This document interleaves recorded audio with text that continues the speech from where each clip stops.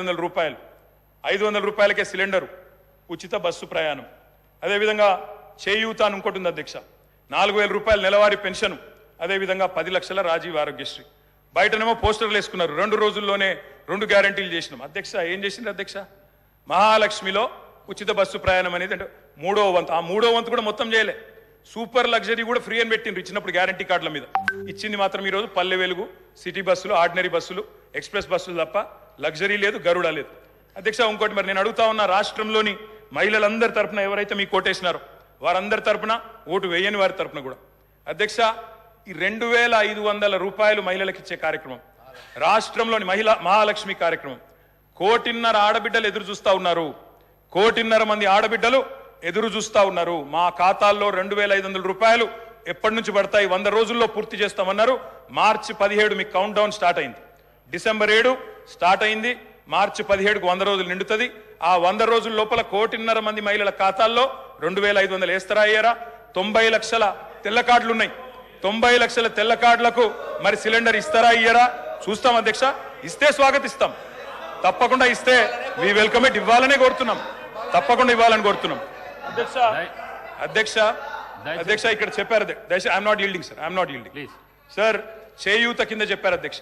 4000 రూపాయలు ఇస్తామన్నారు నెలకు డిసెంబర్ 9 నుంచే స్టార్ట్ చేస్తా అని రేవంత్ రెడ్డి గారు స్వయంగా చెప్పినారు నేను వారిని ఇంకా రేవంత్ రెడ్డి గారే అంటున్నాను కల్వకుంట్ల చంద్రశేఖర్ రావు అనే ఏకవచనంతో ఆయన మాట్లాడినా నేను రేవంత్ రెడ్డి గారని అంటే అధ్యక్ష ఎందుకంటే మాకు ఆ ఇంగితం ఉంది ఆ సంస్కారం ఉంది ఎందుకంటే ముఖ్యమంత్రి అనే పదవి వ్యక్తిది కాదు అధ్యక్ష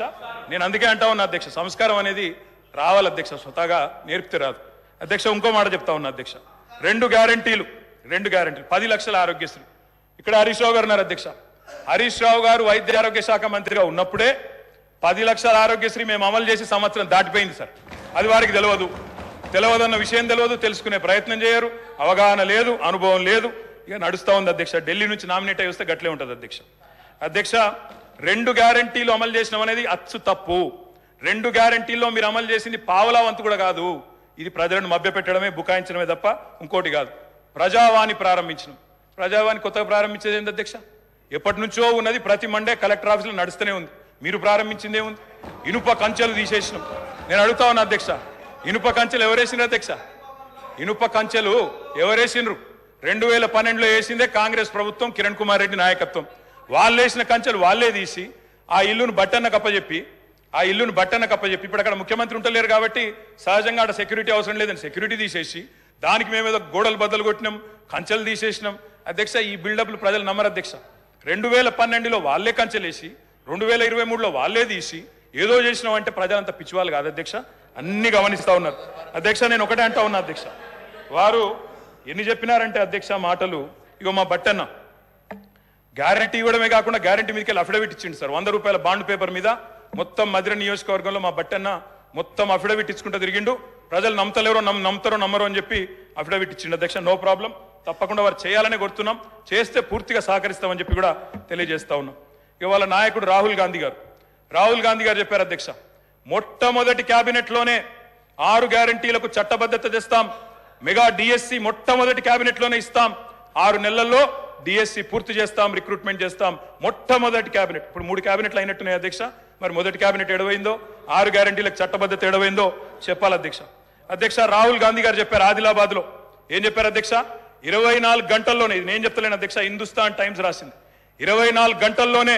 2 లక్షల రూపాయల రుణమాఫీ చేస్తాం రైతులకు ఇది రాహుల్ గాంధీ గారు చెప్పిన మాట నిలబెట్టాలని చెప్పి నేను కోరుతా ఉన్నా 24 గంటలు కాకపోయినా 24 రోజుల్లోనైనా నిలబెట్టండి అని చెప్పి నేను కోరుతా ఉన్నా అధ్యక్ష వారు చెప్పినారు కౌలు రైతులకు బీమా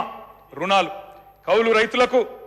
కౌలు రైతులు ఎదురు చూస్తున్నారు రాష్ట్రంలో మరి రుణాలు ఇవ్వమని కోరుతా ఉన్నారు అధ్యక్ష ఇది రేవంత్ రెడ్డి గారు చెప్పారు కేసీఆర్ ఉంటే 5000 వస్తాయి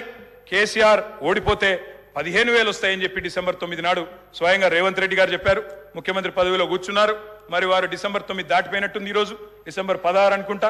15000 ఎడబోయినాయని చెప్పి రైతులు అడుగుతా ఉన్నారు రేవంత్ రెడ్డి గారు మీరు సమాధానం చెప్పేటప్పుడు చెప్పాలని కోరుతా ఉన్నాం అధ్యక్ష వారు చెప్పారు బీసీలకు 1,00,000 కోట్లు బీసీలకు సబ్ ప్లాన్ తెస్తాం బీసీలకు ఎంబీసీ మంత్రిత్వ శాఖ తెస్తాం బీసీలకు మేము బ్రహ్మాండంగా 1,00,000 కోట్లు కేటాయిస్తాం సబ్ ప్లాన్ తెస్తామన్నారు నిలబెట్టుకోండి వెల్కమ్ చెప్తాం తప్పకుండా స్వాగతిస్తాం మోస్ట్ బ్యాక్వర్డ్ క్లాసెస్ కి స్పెషల్ మినిస్ట్రీ పెడతామన్నారు అధ్యక్ష బీసీ డిక్లరేషన్ లో మోస్ట్ బ్యాక్వర్డ్ క్లాసెస్ కి స్పెషల్ మినిస్ట్రీ అన్నారు, ఇప్పటిదాకా కదలికున్నట్టు లేదు. వారికి నేను గుర్తు చేస్తా ఉన్నా. రాష్ట్రంలోని బలహీన వర్గాలు చూస్తా ఉన్నారు, సమాధానం చెప్పేటప్పుడు చెప్పాలని చెప్పి నేను కోరుతా ఉన్నా. మైనారిటీలకు సప్లాన్, మైనారిటీ సప్లాన్ అన్నారు, బడ్జెట్ సెషన్లో ఉన్న తెండి. తప్పకుండా మైనారిటీలకు బీసీలకు సప్లాన్ తేవాలా, తేకపోతే తప్పకుండా ప్రధాన ప్రతిపక్షంగా మైనారిటీల తరపున బీసీల తరపున గొంతు విప్పుతామని చెప్పి కూడా నేను తెలియజేస్తా ఉన్నా.